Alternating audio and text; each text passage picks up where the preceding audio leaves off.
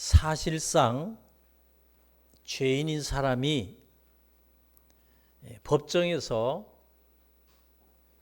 최종적으로 무죄로 선언을 받았다면 그 사람은 인생의 족쇄가 풀린 겁니다. 그러죠?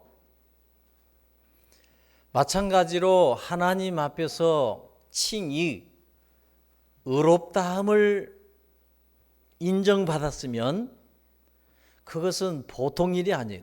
놀라운 일이다 그 말이요. 우리 이런 것들을 너무 가볍게 여겼어요.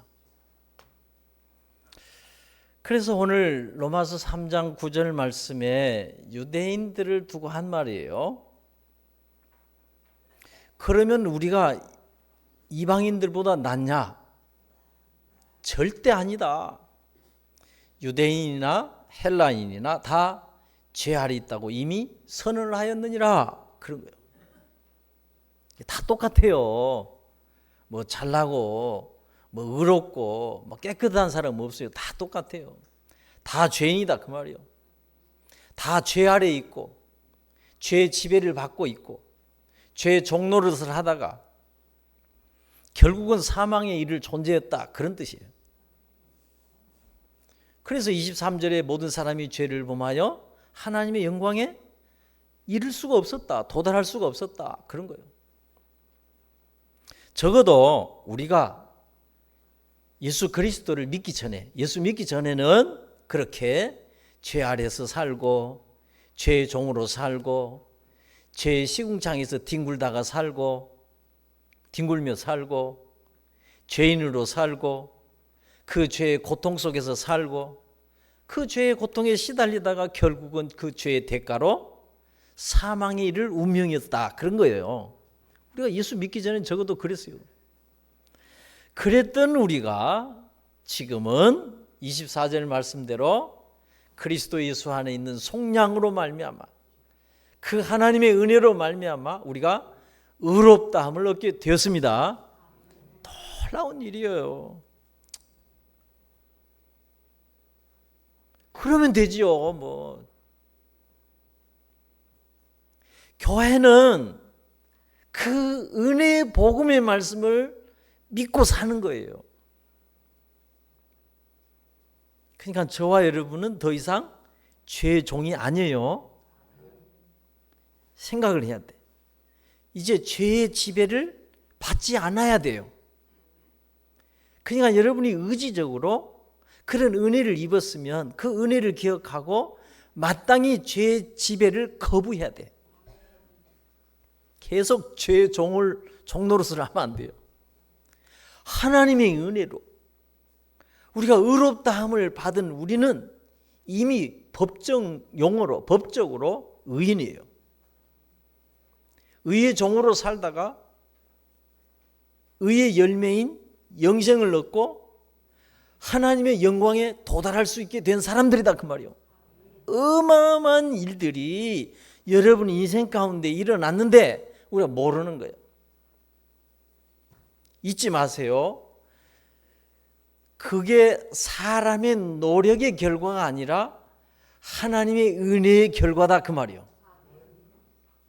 하나님이 하신 일이고 우리는 그저 믿음으로 그것을 받고 누리는 거예요.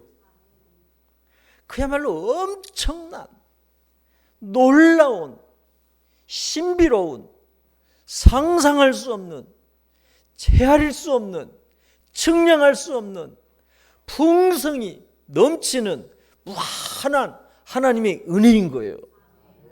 기가 막힌 거예요. 이런 의식이 이런 믿음의 정신이 살아있어야 돼요. 제가 보니까 그래. 오늘 10절 말씀에 의인이 없나니 하나도 없다 그랬어요. 이 지구상에 85억이 사는데 의인은 하나도 없다. 그 말은 모든 인간은 다 죄인이다 그 말이에요. 다시 말씀드립니다. 모든 사람이 죄인이라는 말은 다 하나님의 말씀에서 빗나간 사람이라는 뜻이고 그것은 고장난 사람, 죄의 상처로 인하여 아픈 사람, 심령이 상한 사람 그렇게 이해하시면 돼. 태초부터 하나님이 우리에게 주신 복을 우리가 제대로 받아 누리고 제대로 된 인생을 살고자 하면, 그래서 하나님 앞에 나와서 말씀을 듣고 은혜를 받고 고침을 받고 치료를 받아야 할 사람이다, 그런 뜻이에요. 중요해요. 그러니까 여러분, 이 시간이 가장 복된 시간이에요. 최고의 시간이에요. 세상에서도 우리는 아픈 사람을, 아픈 환자들을요 비난하고 욕하는 사람 없어요. 그렇지 않아요? 그러면 막 아픈 사람, 병든 사람, 환자들 욕하면 병원 가면 맨날 욕만 해야 돼. 병원에 그 가득 찬 사람인데 누구도 욕하지 않아. 간호사들이 어떻게든지 도와주려고 하고, 그래서 치료를 돕고 우리도 기도를 해주고 긍휼히 여기는 거예요. 그렇지 않아요? 아픈 사람을 누가 욕한다요? 그러니까 영적인 원리도 똑같아요. 누군가 좀 문제가 있다 그러면 그 사람을 아픈 사람으로, 환자로 보시고 욕을 하고 비난하고 정죄하지 마시고 하나님 앞에 나와서 은혜를 받고 고침을 받고 치료를 받고 건전하게, 정결하게, 경건하게, 거룩하게 살 수 있도록 도와주셔야 되는 거예요. 그런 사람이 있으면 기도해주고 싸매해주고 감싸주고 품어주고, 그게 교회예요, 교회. 그런 하나님의 무한한 사랑과 용서와 긍휼의 은총이, 그런 하나님의 성령님의 위로하심이 풍성하고 충만한 곳이 그리스도의 몸인 교회다, 그 말이요. 교회가 지금 엄청난 하나님의 축복을 놓치고 있어요. 잘 생각하셔야 돼. 요즘 여러분, 제가 이해가 안 돼서 제가 이런 말을 적어왔어요. 요즘 선거운동 하는 사람들 보세요. 그냥 상대방을 헐뜯고 비난하고 욕하고 정죄하고 공격하고, 뭔 아픈 과거의 상처를 막 건드리면서, 이런 것들을 여러분 어떻게 해석해야 되냐면 다 마음과 생각이 부정적이게 병든 거예요.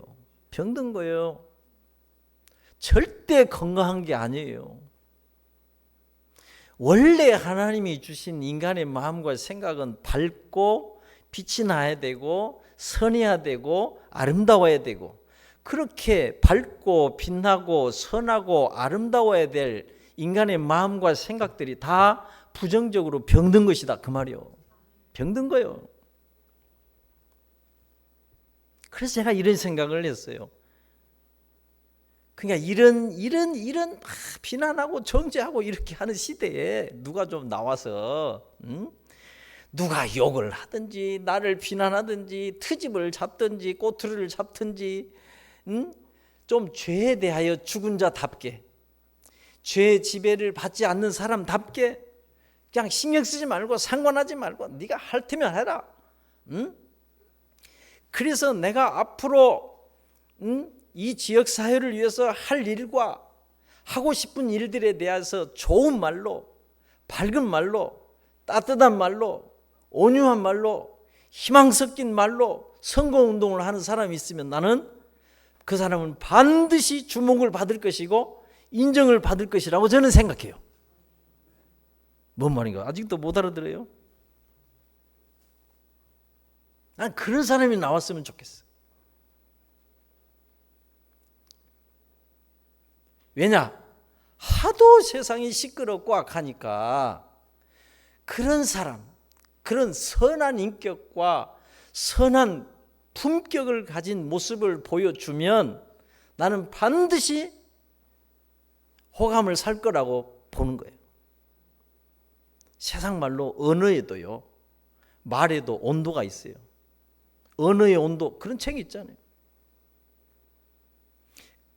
마찬가지로 지금까지 이렇게 뒤돌아보니까 우리도 신앙생활을 하는 동안에 어떤 말을 들어도, 세상으로부터 무슨 말을 들어도, 누가 뭐라고 해도, 세상이 뭐라고 할지라도, 오직 예수 그리스도를 바라보고 생각하면서 오직 믿음의 생각을 하고 믿음의 말을 하면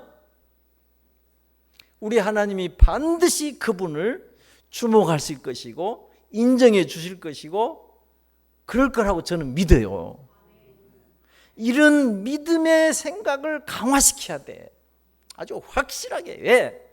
세상에 별소리가 다 들려와도 흔들리지 않을 그런 믿음의 의식으로 믿음의 생각으로 충만해져야 돼요. 그러잖아요. 제가 그 훈련을 지금 마음으로 하고 있는 거예요. 제가 다 밝혀드리는 거예요. 여러분한테 영적 생활을, 믿음의 훈련을, 영적인 훈련을 어떻게 해야 되는지를. 뭐 오세훈 시장은 닥치고 공급이라고 그러더라고요. 주택. 그러면 그동안에 닥치고 공급 안 하고 못 하다가 인자 닥치고 공급. 그게 세상 말로 운동 경기도 닥치고 공격, 축구도 닥치고 공격. 뭐 실점을 생각하지 말고 무조건 공격. 뭐 닥치고 공급. 그런 말을 하는 세상에서 우리 그리스도인들은, 하나님의 사람들은 닥치고 믿음의 말, 닥치고 믿음의 기도를 해야 된다 그 말이요. 여러분, 내가 이 생각 의식이 안 바뀌면 사람 절대 바뀔 수 없다는 걸 확신했어요. 전도를 해본 사람은 알아요. 절대 그 사람의 생각 의식이 안 바뀌어요. 1cm도. 절대 예수 믿을 사람이 아니에요. 바뀌어야 돼. 그러니까 저는 죄의 상처로 상한 영혼들, 상한 심령이 고침을 받고 이런 부정적인 생각들만 치료되어도 그에게 부정적인 언어가 나오지 않기만 해도 나는 세상이 좋아질 거라고 보는 거예요. 세상이 밝아져요. 이 세상이 이 모양인 것은 다 전부 다 치고받고 싸우고 헐뜯고 무릎뜯고 그런 거예요. 참 그게 뭐 좋다요. 그러니까 청와대, 국회, 어디 뭐 이런 데 삼성 이런 데 성령이 역사하는 거예요. 그런 데는 하나님의 진리도 없고 은혜도 없고 그런 거예요. 교회는 그런 곳이 아니에요. 오늘 11절 말씀에 깨닫는 자도 없고 그랬어요. 하나님을 찾는 자도 없고 그랬어요. 오늘 성경 읽어보면 계속 없고. 여러분, 있어야 할 것이 없으면 불행해지는 거예요. 잘 봐요, 진짜. 그러니까 나는 있어야 할 것이 확실히 갖추지 못한 사람이 자꾸 뻘소리를 한다. 엉뚱한 일을 한다. 엉뚱한 말을 한다. 나 이게 확실해져요. 있어야 할 것이 없으면 불행해져요. 엉뚱한 소리를 해요. 그러니까 저도 이렇게 돌아봤어요. 내가 남은 목회를 어떻게 할 건가? 지난날 어리석고 무지했던 것들을 다시 생각해 보니 깨닫는 것도 하나님의 은혜로 된 일이다 그 말이요. 확실해요. 하나님의 은혜는 어떻게 받는가를 잘 알아야 되니까. 하나님의 마음과 하나님의 심정과 하나님의 뜻과 하나님의 생각을 하나님의 깊은 것까지 알게 하신 분이 누구냐? 통달하게 하신 분이 성령님이에요. 성령님. 참 생각해봐요. 그러니까 우리가 예수를 이렇게 10년 20년 믿어도 뭔가 답답하고 막 하나님의 그 시원케 하는, 기쁘게 즐겁게 하는 은혜가 없다, 뭔가 어둡고 답답하다, 영적으로 뭔가 어리석고 우매하다, 그거는 지금 내가 그런 하나님의 은혜의 공급을 차단하고 있는 상태다는 것을 알아야 돼요. 성령은요, 로봇이 아니에요. 절대 인격적인 성령님은 제한을 받을 때는 역사하지 않아요. 내 자아가 너무 강하니까, 내 주장과 내 고집과 내 생각과 이것이 너무 강력하면 성령은 역사하지 않아요. 그러면 하나님의 은혜의 공급이 중단되고 차단되는 거예요. 잘 생각해야 돼. 정확해요. 제가 이제 분석을 할 거예요. 그러니까 오늘 11절에 하나님을 찾는 자도 없었대요. 성경을 제가 다시 이렇게 쭉 생각해 보니 태초부터 지금까지 인간이 하나님을 찾은 적이 없어요. 단 한 번도 없어. 아담도 그랬고 아브라함도 그랬고 모든 선지자들도 그랬고 예수님의 제자들도 그랬고 하나님이 먼저 찾아오셨어. 예수님이 그들을 먼저 찾아가셨어. 그리고 부르셨어. 그러니까 여러분 중에도 나는 스스로 교회 왔다, 그건 몰라서 그래. 여러분 중에도 스스로 오신 분 아무도 없어. 다 하나님이 누구를 보냈든지 누군가를 통해서든지 여러분의 인생에 찾아오신 거예요. 이거를 우리가 이해를 못해서 그래. 못 따라서 그래. 요한복음 4장에 보시면 다 아는 얘기 나오죠.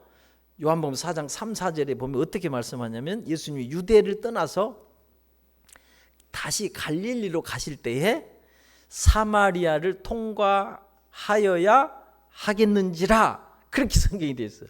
사마리아를 통과하여야 하겠는지라 그렇게 됐어요. 근데 생각해봐요. 이제 그게 뭔 일이나. 당시의 유대인들은 정서적으로나 이 사마리아를 지나가는 것은 금지된 일이에요. 유대인들이 사마리아 지역을 간다? 그 개 같은 사람들 지역을 지나가는 일은 금지된 일이에요. 그런데 예수님은 그 사마리아를 통과하여야 하리라 그랬어요. 성경은. 왜냐? 예수님은 그 수가성에 사는, 사마리아 수가성에 사는 그 여인을 만나기 위해서 그랬다 그 말이에요. 그게 중요해. 그러니까 그렇게 당시에 예수님 당시에 사람들로부터 외면을 당한 수가성의 사마리아 여인, 사람들이 손가락질하고 남편을 5이나 둔 사람이라고 손가락질하고 욕하고 비난하고 정죄하는 사람. 그래서 그 여인은 한낮에 사람들의 눈을 피해서 물을 길러 온 거예요. 그런 여인을 찾아오신 분이, 만나주신 분이 바로 우리 예수님이셨어요. 생각해봐요. 그뿐만이 아니라 누가복음 19장에도 보면 19장 1절에 예수님께서 여리고로 들어가 지나가시더니 그랬어요. 지나가시더라. 여리고로 들어가서 지나가시더라. 그렇게 되어 있는 것은 뭐냐면 당시에 유대인들에게 나쁜 놈, 매국노라고 비난을 받고 손가락질을 받고 욕먹는 세리장이었던 삭개오를 만나기 위해서 그런 거예요. 다 이유가 있어요. 이유가. 그러니까 예수님은 그런 예수님이 온다는 소식을 들은 이 삭개오가 나무에 올라갔던 삭개오를 예수님이 이름을 불러줘. 삭개오야 내려와라. 내가 오늘 네 집에 들어가리라. 그러면서 삭개오의 집에 들어가서 오늘 구원이 이 집에 이르렀으니 이 사람 삭개오도 아브라함의 자손이다. 이렇게 선포해요. 예수님이. 혈통이 아니에요. 진짜. 여러분 집에 족보를 뭐 잘 모르지만 족보 따져보면 우리가 뭐 얼마나 훌륭한 집안의 족보다요. 아무 상관없어요. 하나님은. 그러니까 갈릴리 어부들이나 사마리아 수가성에 사는 여인이나 여리고성에 사는 세리장 삭개오나 다 세상으로부터 멸시받고 천대받고 손가락질을 받고 비난을 받고 정죄를 받던 대표적인 사람들이에요. 대표적인 죄인들이 대표들이에요. 뭔 말인가 알겠죠? 우리 예수님은 그런 자들을 먼저 찾아가셨고 그들을 구원해 주신 거예요. 은혜가 없다고 말하면 안 돼요. 진짜. 누군가는 은혜를 입은 거예요. 은혜가 없다고 말하면 이건 정말 모르는 거예요. 은혜를 받지 못한 이유를 밖에서 찾으면 안 돼요. 신앙생활을 제대로 못하는 이유를 환경에서 찾으면 안 돼요. 절대로. 지금도 그 하나님의 은혜는 지금도 계속되고 공급되고 유지되고 차고 흘러 넘치고 있는 거예요. 예수님 시대도 그랬다면 지금 시대도 그렇다 그 말이요. 잘 모르면 성경은 계속 얘기해요. 요한복음 1장 14절에 그리스도 예수 안에는 하나님의 은혜와 진리가 충만하더라. 그리스도 안에는 하나님의 은혜와 진리가 충만해 있습니다. 골로새서 1장 19절에도 아버지께서 모든 충만으로 예수 안에 거하신다 그랬어요. 그러니까 하나님의 모든 은혜와 진리와 모든 충만하심이 육체로 거하신 분이 예수 그리스도예요. 골로새서 2장 23절에도 보면은 그 안에는 지혜와 지식의 모든 보화가 감추어져 있느니라 그랬어요. 그러니까 이거는 감추어져 있다는 말은 그 감춰진 눈의 계시를 열어준 사람만이 볼 수 있는 거예요. 그래서 은혜가 필요해요. 은혜가. 골로새서 2장 10절 9절 10절에 보면 예수 그리스도 안에는 신성의 모든 충만이 육체로 거하시고 너희도 그 안에서 충만하여졌으니 그는 모든 통치자와 권세의 머리시다 그랬어요. 그러니까 기가 막히는 거예요. 그러니까 하나님의 은혜는 그리스도 예수 안에 충만해요. 어느 정도냐, 우리가 지난번에 제가 로마서 5장 할 때 했어요. 로마서 5장에 15절 17절 20절 계속해서 은혜가 넘쳤다, 넘친다 그렇게 말해요. 근데 이 넘친다는 말은 휘페르라는 단어를 쓰는데 이거는 영어로 말하면 오버. 여러분 오버 정도는 알아듣죠? 그냥 오버하는 거예요. 오버. 응? 오버가 뭐냐면 여러분 소태에 국을 끓이는데 국이 그냥 흘러 넘쳐버린 거예요. 그걸 오버라고 한 거예요. 여러분 국을 끓이는데 국이 막 흘러 넘쳐버려요. 하나님의 은혜가 그렇다는 말이에요. 차고도 넘쳐 흐르는 것, 남아 도는 것, 절대로 은혜가 부족하거나 모자라거나 없는 것이 아니에요. 은혜를 받지 못하게 하는 그 무엇인가, 하나님의 지금도 차고 넘치는 은혜를 차단하는 그 무엇인가가 우리의 마음과 우리의 생각과 우리의 의식 속에 있다 그 말이요. 그거를 여러분 하나님 앞에서 해결해야 돼요. 뭐 인생이 가는데 어쩔 거요. 아니 햇빛에 나간 사람이 어떻게 얼굴이 새카맣게 안 탄다요? 에? 비가 오는데 나가 서 있으면 어떻게 비를 안 맞을 수가 있다요? 나는 도대체 이해가 안 돼. 이제 제가 흘려듣지 마세요. 바람이 부는데 나가 있으면 어떻게 바람을 안 맞을 수 있다요? 아니 나무 그늘 밑에 있는데 어떻게 시원하지 않을 수가 있다요? 물을 마셨는데 어떻게 목마르다요? 이제 덜 목마라야지. 밥을 먹었는데도 아직도 허기가 진다? 그런 일은 없어요. 하나님의 은혜의 말씀을 통해서, 성령님의 역사를 통해서, 그리스도의 복음의 말씀을 통해서 지금도 흘러 넘치고 끊임없이 공급이 되고 무한히 공급이 되고 있는데도 불구하고 마음이 다쳐서 편견에 사로잡혀서 세상의 생각에 의지에 빠져서 막혀서 받지 못할 뿐인 거예요. 여전히 하나님의 말씀에, 하나님의 뜻에 온전히 우리가 순복하지 않는 그 무엇인가가 우리의 마음과 생각과 의식 속에 있다 그 말이에요. 있어요. 반드시 있어요. 제가 그래서 하나님 앞에 제가 두 손 두 발 다 들고 엎드린 거예요. 있어요. 그게 안 되면 신앙생활 더 이상 진전이 안 돼. 성장도 없고 고침도 없고 치료도 없고 그냥 이 상태로 살다가 가는 거예요. 더 이상의 기대할 거 없어요. 제가 이렇게까지 설명해줘도 여러분이 이제 못 받으면 뭐 어쩔 거예요, 제가. 응? 그러니까 그 하나님의 은혜, 그러니까 그리스도 안에는 속량의 은혜는 우리의 모든 죄와 허물을 덮고도 지워버리고도 용서하고도 남아도는 것이 속량의 은혜예요. 은혜. 우리는 그런 무한한 하나님의 사랑과 긍휼의 은혜는 우리 인간의 죄로 상처받은 모든 심령을 치료하고도 남다 그 말이요. 치료제는 병원에만 있는 게 아니라 주님의 교회 안에 있는 거예요. 진짜 영혼의 치료는.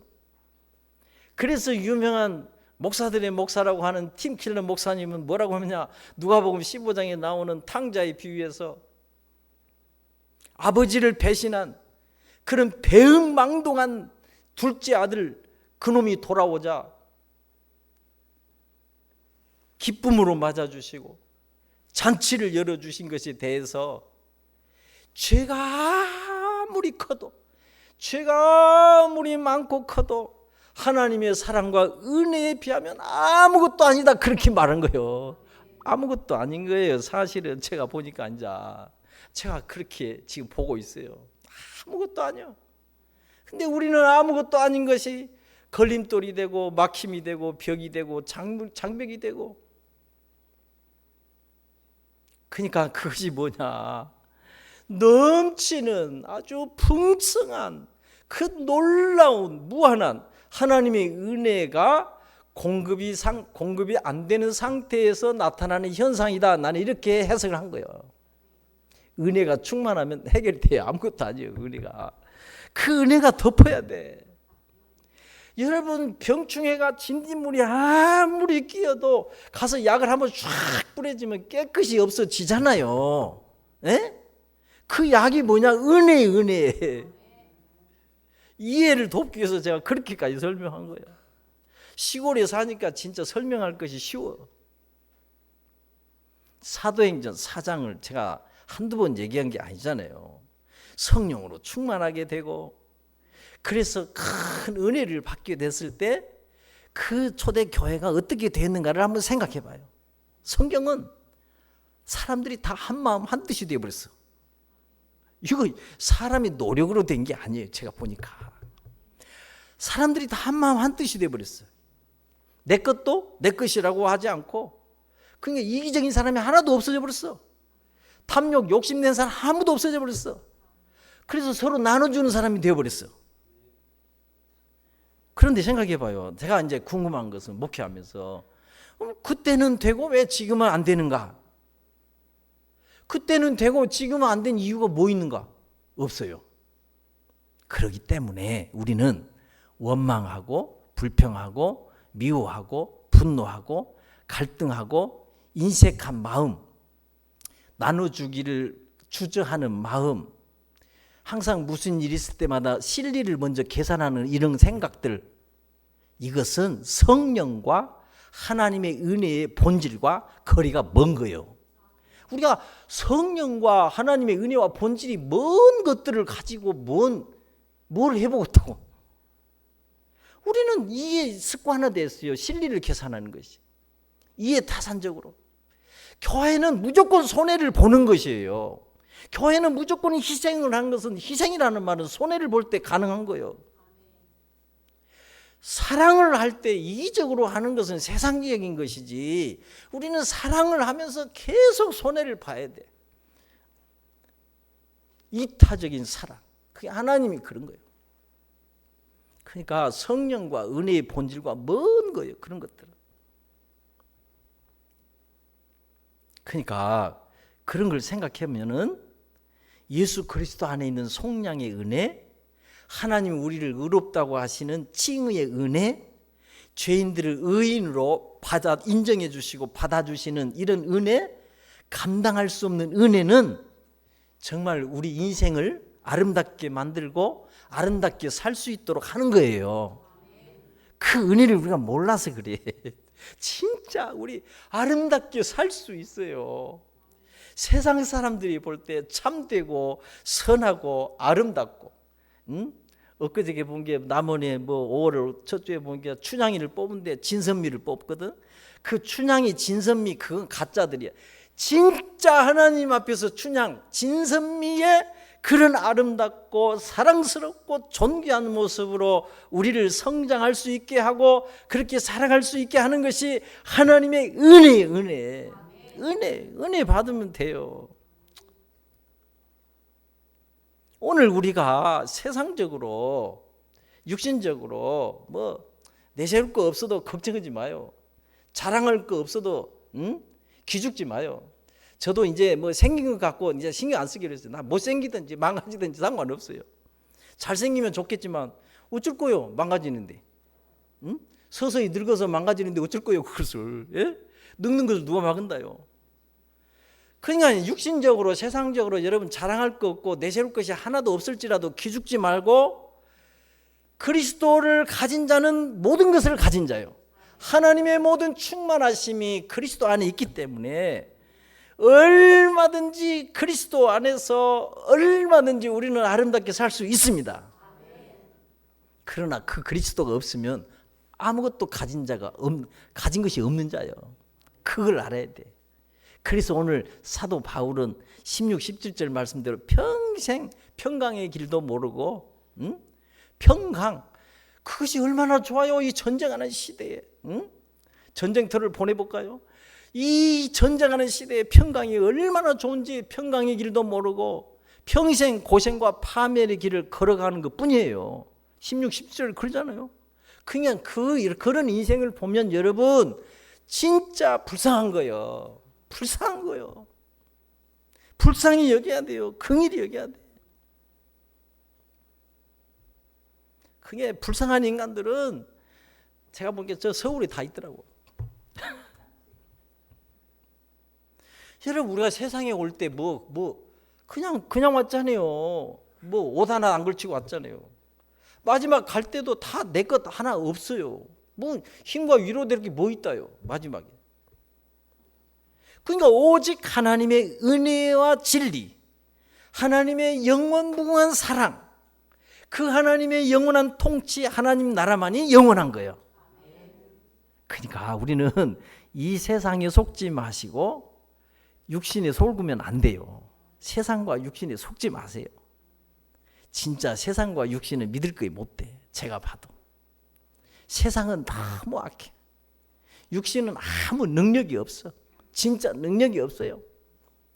감기 한 걸 걸려도 비실비실하고, 무슨 요즘에는 한타바이러스 때문에 또 군다오고. 진짜 세상과 육신은요 헛되고 허망한 거예요. 진짜 그리스도를 붙드셔야 돼. 여러분 왜 세상과 육신이 헛되고 허망한 것인지 90이 넘으신 분들은 다 지금 느끼고 있을 거예요. 물어보세요. 90이 넘으면 다 느낄 수 있어요. 절대 세상이 아니에요. 그러니 우리 어떻게 살아야 되겠어요? 어떻게? 예수 그리스도를 믿는 우리는 더 이상 이제 죄 아래서 죄가 지배하는 죄의 종으로 살 수 없다 그 말이요.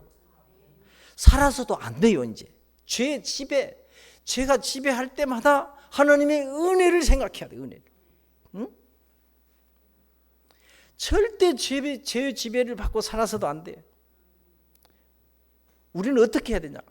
우리가 더러운 쓰레기를, 가끔은 방송에 나오죠. 그 집안에 들어가 봤더니 냄새가 나서 보니까 집안에 쓰레기가 산더미처럼 쌓인 사람들, 그걸 막 맨날 치워주잖아요.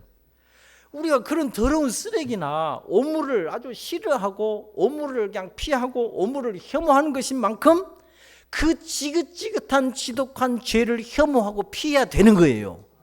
맞잖아요. 좋은 것도 아닌 죄를 모두 그렇게 자꾸 죄가 지배하게. 그게 사소한 것도 죄예요. 사소한다고 무시하면 안 돼. 제가 보니까 이제 제가 그걸 깨달았어. 사소한 죄와 큰 죄, 이거를 자꾸 의식이 없으면 안 돼요.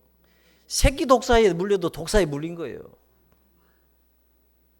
우리가 참 하나님의 은혜로 말미암아 의롭게 됐는데 다시 불의하게 만들 이유가 없잖아요. 응? 우리가 하나님이 너를 깨끗하게 했대. 근데 다시 우리를 더럽힐 이유가 없잖아요. 돼지가 다시 지저분한 곳으로 돌아갈 이유가 없잖아요. 우리 사람인데 돼지는 같지라도. 그러니까 우리가 칭의라는 은혜는 그런 거예요. 하나님이 나를 의롭다고 아주 법적으로도 인정을 해주셨어요. 의인이라고, 깨끗하다고. 하나님이 의롭다고 선언하시고 깨끗하게 해주시고 의인으로 인정해 주시고 의인으로 받아주시고 그런 칭의의 은혜를 입은 사람이라면, 그 은혜를 아는 사람이라면 어떻게든지 그 은혜에 감사하면서 감격하면서 기뻐하면서 의로움과 깨끗함을 지키고 유지하려고 애를 써야 된다 그 말이요. 그래서 우리는 은혜 아래서, 은혜를 받고 은혜 아래서, 은혜가 지배한, 은혜가 내 생각과 마음을 지배해야 돼요. 그것이 진짜 칭의의 은혜를 입은 사람의 모습, 오늘 마지막 24절에 의롭다함을 입은 사람의 진정한 모습이다 그 말이요. 그러잖아요. 그러니까 예수 그리스도를 믿는 믿음, 십자가의 구속의 은혜, 의롭다함을 받은 칭의, 하나님의 영광에 도달하게 하는 성화의 은혜, 이것은 나는 아무리 생각해도 인간이라는 존재가 가장 아름답게 되고 가장 선하게 되고 가장 착하게 되고 가장 의롭게 되고 가장 빛나게 되고 가장 밝게 되고 가장 아름답게 영광스럽게 되는 그것이다 그 말이요. 이거를 이제 우리가 의식을 해야 돼 진짜. 그래서 청교도 신학자 리처드 로저스라고 하는 사람이 뭐라고 말했냐면, 신앙생활은 그런 은혜의 수단을 통해서 지켜지고 유지되고 계속된다 그랬어요. 왜냐? 세상이 악해. 인간의 이 욕망은 끝이 없어. 그러니까 신앙생활을 하는데 방해하는 장애물과 어려움이 많아요. 얼마나 많은지 헤아릴 수가 없어. 그러면서 은혜를 받고 누리고 경건하고 거룩한 삶을 유지하고 성장을 돕기 위해 정하신 그런 수단들이 다 영적 훈련에 해당된다. 근데 그 수단들을 로저스는 어떻게 말했냐면, 그런 것들이 뭐냐? 설교이고 성례이고 기도이고 찬양이고 영적으로 무장하는 것이고 자기 성찰이고 다른 사람들과 경건한 대화를 나누는 것이다. 그렇게 했어요. 아무튼 7가지인가 9가지 얘기했는데 그런 종류예요. 그런 종류. 저는 그래서 그 모든 것들이 다 하나님의 은혜로 이루어진다고 보는 거예요. 그래서 교회는 매주마다 그리스도 안에서 무한히 감추어진 그 흘러넘치는 풍성한 은혜를 끊임없이 공급을 받아야 되는 것이 교회인 거예요. 그 은혜를 모를 때, 그 은혜를 깨닫지 못할 때, 은혜를 받고 누리지 못할 때 뭐가 나오냐? 그냥 인간의 행위와 의지와 노력에 의한 이 차갑고 냉랭한 냉정한 피곤한 율법주의에 빠질 가능성이 높은 거예요. 이 시대의 교회가 거기 걸려 있어. 제가 보니까. 그러니까 그런 하나님의 그 무한한 늘러 넘치는 은혜를 받지 못한 곳에 맨날 뭐 있냐? 그냥 인간의 생각으로 옳고 그름, 맞느냐 틀리냐, 그걸 놓고 논쟁하고 갈등하는 것이 멈추질 않아요. 큰일이 아니라도 그런 것이 있어. 그게 왜 그런지를 제가 찾아낸 거예요. 그럴 수밖에 없어요.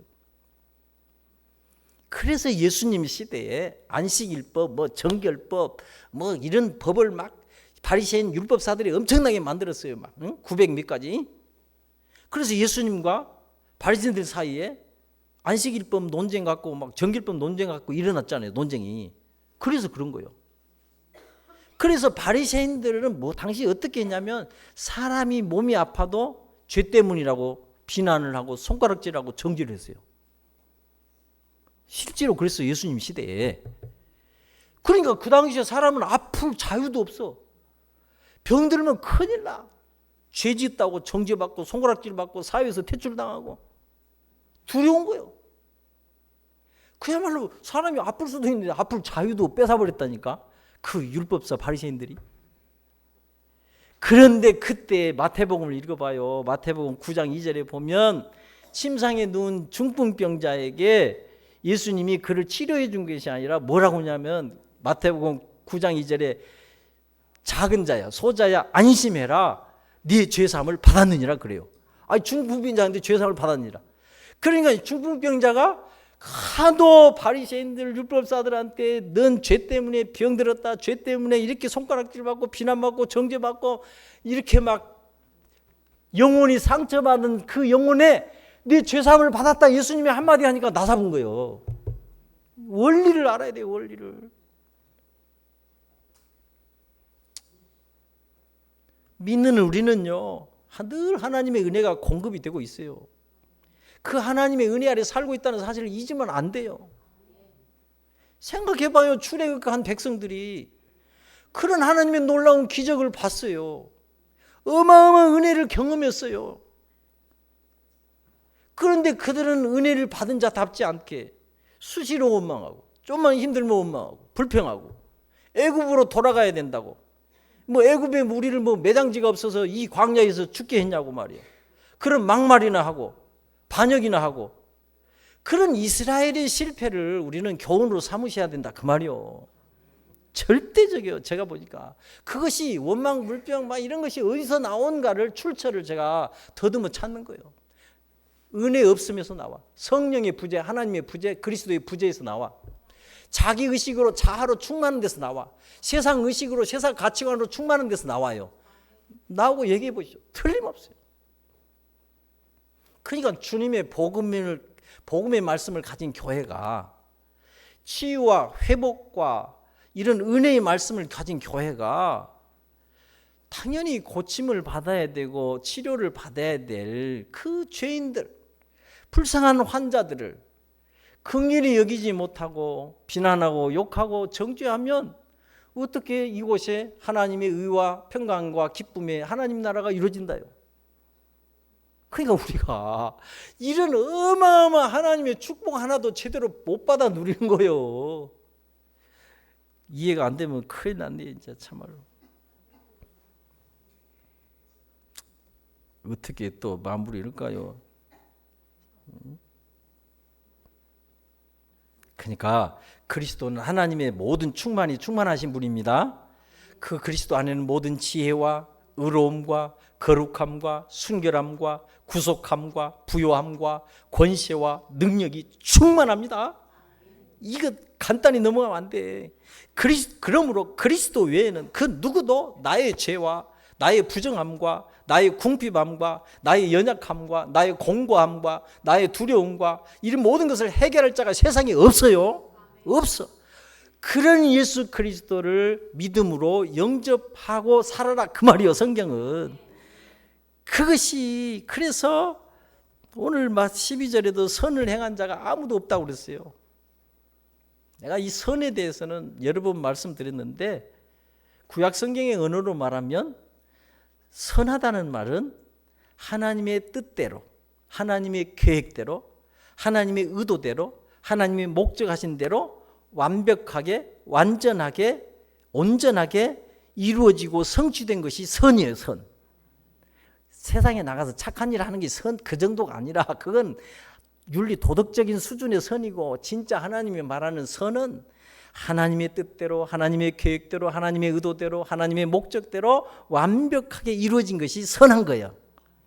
그래서 저는 인간의 최고의 최상의 인생과 삶은 나를 통해서, 나에게 그런 하나님의 뜻이 이루어지고 하나님의 계획이 이루어지고 하나님의 목적이 온전하게 이루어진 사람이 되는 것이라고 저는 믿는 거예요. 그런 믿음의 사람들이 되어서 진짜 하나님이 인정하는, 아니 감옥에 가 있는 사람 생각해봐요. 우리가 이 세상에서 의인으로 깨끗하게 정정당당하게 사는 것 얼마나 행복이에요. 온갖 잡놈들 다 있잖아요. 그냥 죽이고 그냥 그런 믿음에 그냥 닥치고 믿음으로 사는 우리 모두가 되시기를 주의 이름으로 축원합니다.